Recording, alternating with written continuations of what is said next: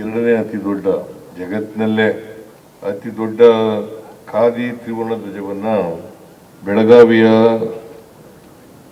ಸುವರ್ಣಸೌಧದ ಭವ್ಯ ಮೆಟ್ಟಿಲಿನ ಮೇಲೆ ಅನಾವರಣಗೊಳಿಸಲಿಕ್ಕೆ ಕಾರಣಕರ್ತರಾಗಿದ್ದಾರೆ. ನಾನು ಅವರಿಗೆ ಸರ್ಕಾರದ ವತಿಯಿಂದ ಧನ್ಯವಾದಗಳನ್ನು ಹೇಳಲಿಕ್ಕೆ ಬಯಸ್ತೇನೆ.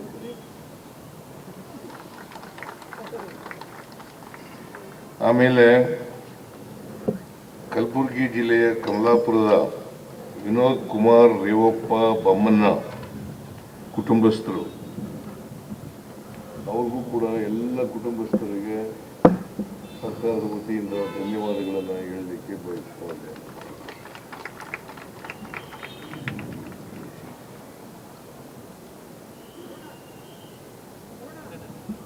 ಇದು ಸ್ವಾತಂತ್ರ್ಯ ಹೋರಾಟದಲ್ಲಿ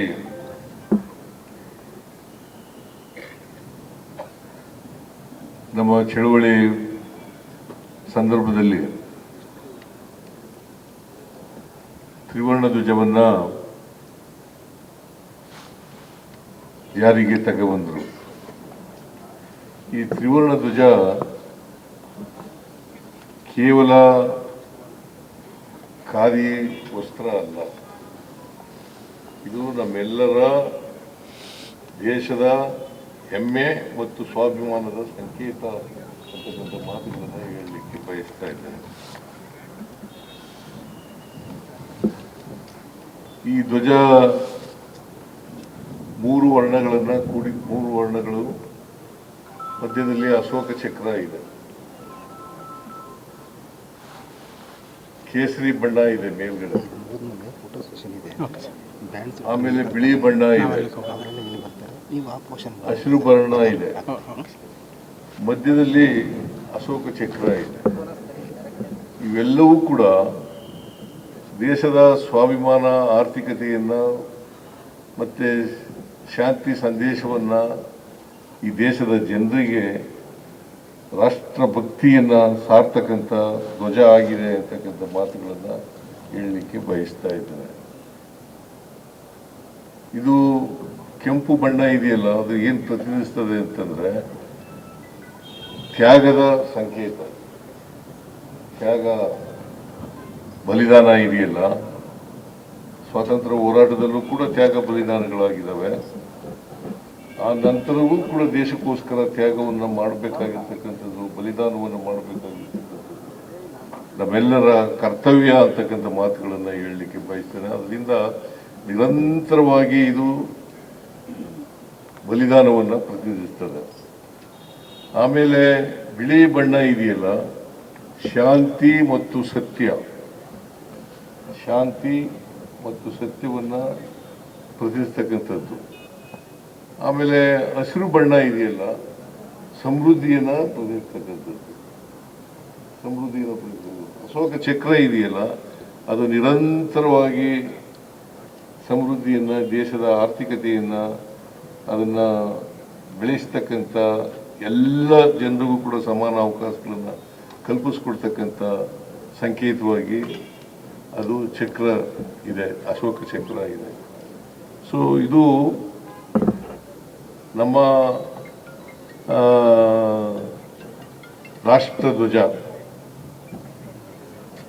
ಈ ತ್ರಿವರ್ಣ ಧ್ವಜ ಇದೆಯಲ್ಲ, ಇದನ್ನ ಗೌರವಿಸಬೇಕು, ಇದನ್ನ ನಾವೆಲ್ಲರೂ ಕೂಡ ಹೆಮ್ಮೆಯಿಂದ ನೋಡ್ತಕ್ಕಂಥದ್ದು ಅತ್ಯಂತ ಅವಶ್ಯ. ಪ್ರತಿಯೊಬ್ಬರೂ ಕೂಡ ದೇಶದಲ್ಲಿ ರಾಷ್ಟ್ರ ಪ್ರೇಮವನ್ನು ಬೆಳೆಸ್ಕೊಳ್ಬೇಕು. ನಾವು ಈ ಸಂದರ್ಭದಲ್ಲಿ ರಾಷ್ಟ್ರಕ್ಕಾಗಿ ತ್ಯಾಗ ಬಲಿದಾನಗಳನ್ನು ಮಾಡದಂಥ, ಹೋರಾಟ ಮಾಡದಂಥ ಸ್ವಾತಂತ್ರ್ಯ ಯೋಧರನ್ನು ಸ್ಮರಿಸ್ಕೊಳ್ತಕ್ಕಂಥದ್ದು ಅತ್ಯಂತ ಅವಶ್ಯ ಅಂತೇಳಿ ನಾನು ಭಾವಿಸ್ಕೊಂಡಿದ್ದೆ. ಅವರು ಸ್ವತಂತ್ರರಾಗಬೇಕು ಅನ್ನೋ ಕಾರಣಕ್ಕೋಸ್ಕರ ಅಲ್ಲ, ಮಹಾತ್ಮ ಗಾಂಧೀಜಿಯವರ ನೇತೃತ್ವದಲ್ಲಿ ಸ್ವಾತಂತ್ರ್ಯ ಹೋರಾಟ ನಡೆಯಿತು. ಕಳೆದ ವರ್ಷ 100 ವರ್ಷ ಬೆಳಗಾಂನಲ್ಲಿ ಅಧಿವೇಶನ ನಡೆದಿತ್ತಲ್ಲ, ಕಾಂಗ್ರೆಸ್ನ ಅಧಿವೇಶನ, ಅದರ ಅಧ್ಯಕ್ಷತೆಯನ್ನು ವಹಿಸಿ 100 ವರ್ಷ ಆಯಿತು.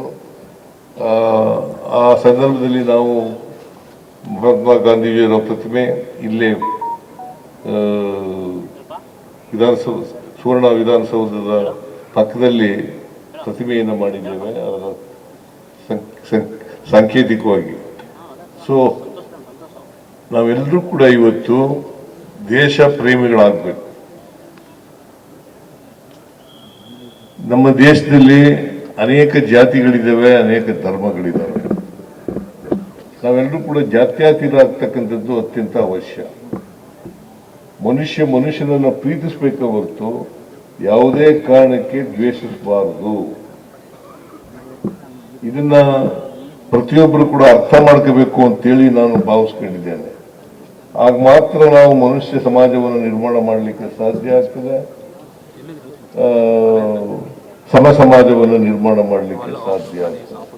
ಇಲ್ಲದೆ ಹೋದರೆ ಜಾತ್ಯತೀತ ರಾಷ್ಟ್ರವನ್ನು ನಿರ್ಮಾಣ ಮಾಡ್ತಕ್ಕಂಥದ್ದು ಕಷ್ಟ ಆಗ್ತದೆ ಅಂತಕ್ಕಂಥ ಮಾತುಗಳನ್ನ ಹೇಳಲಿಕ್ಕೆ ಬಯಸ್ತೇನೆ. ಈಗ ಸ್ವಾತಂತ್ರ್ಯ ಬಂದು 79 ವರ್ಷ ಆಯ್ತು. ಈ 79 ವರ್ಷದಲ್ಲಿ ನಾವು ಒಮ್ಮೆ ನಮ್ಮ ಆತ್ಮಾವಲೋಕನ ಮಾಡ್ಕೊಳ್ತಕ್ಕಂಥದ್ದು ಅತ್ಯಂತ ಅವಶ್ಯ. ನಾವು ಎಷ್ಟರ ಮಟ್ಟಿಗೆ ನಾವು ಭ್ರಾತೃತ್ವವನ್ನು ಈ ದೇಶದಲ್ಲಿ ಸಾಧಿಸಿದ್ದೇವೆ. ಈ ದೇಶ ಮನುಷ್ಯ ಸಮಾಜವನ್ನು ಸ್ಥಾಪನೆ ಮಾಡ್ತಕ್ಕಂಥ ಪ್ರಯತ್ನವನ್ನು ಮಾಡಿದ್ದೇವೆ. ಎಷ್ಟು ಮಟ್ಟಿಗೆ ನಾವು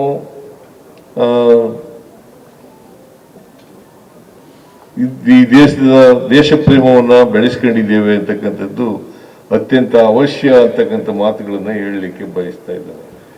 ನಾವು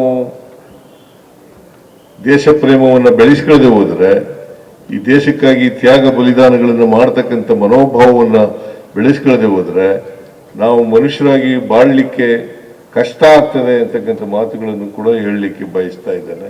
ಅದರಿಂದ ಎಲ್ಲ ವಿದ್ಯಾರ್ಥಿಗಳಲ್ಲೂ ಕೂಡ ಈ ಮನೋಭಾವ ಬೆಳಿಬೇಕು. ಯುವಕರಲ್ಲಿ ವಿಶೇಷವಾಗಿ ಯುವತಿಯರಲ್ಲಿ, ವಿದ್ಯಾರ್ಥಿಗಳಲ್ಲಿ ಈ ಮನೋಭಾವ ಬೆಳಿಬೇಕು.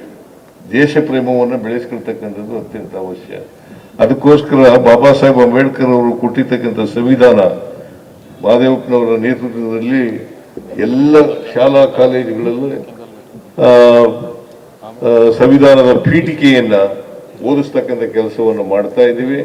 ಯಾಕಂತಂದ್ರೆ ನಮ್ಮ ರಾಷ್ಟ್ರಧ್ವಜ ಗೊತ್ತಾಗಬೇಕು, ಪ್ರತಿಯೊಬ್ಬರಿಗೂ ಕೂಡ ಸಂವಿಧಾನ ಗೊತ್ತಾಗಬೇಕು, ರಾಷ್ಟ್ರಧ್ವಜದ ಮಹತ್ವ ಗೊತ್ತಾಗಬೇಕು. ಅದಕ್ಕೋಸ್ಕರ ಇಂಥ ಒಂದು ಐತಿಹಾಸಿಕವಾದಂಥ ಕಾರ್ಯಕ್ರಮವನ್ನು ನಮ್ಮ ಖಾದರ್ ಅವರು ಮಾಡಿದ್ದಾರೆ. ಅವರಿಗೆ ಮತ್ತೊಮ್ಮೆ ನಾನು ಧನ್ಯವಾದಗಳನ್ನು ಹೇಳಲಿಕ್ಕೆ ಬಯಸ್ತಾ ಇದ್ದೇನೆ. ಮತ್ತೆ ವಿನೋದ್ ಕುಮಾರ್ ರೇವಪ್ಪ ಅವರು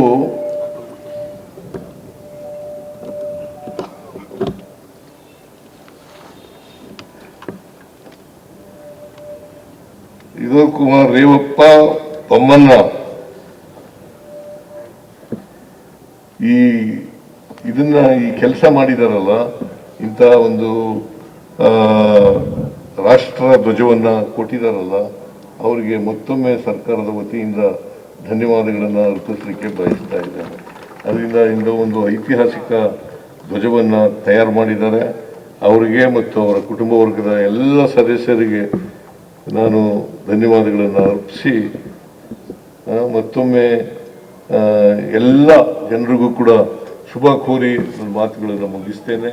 ಜೈ ಹಿಂದ್, ಜೈ ಕರ್ನಾಟಕ, ಜೈ ಭಾರತ್.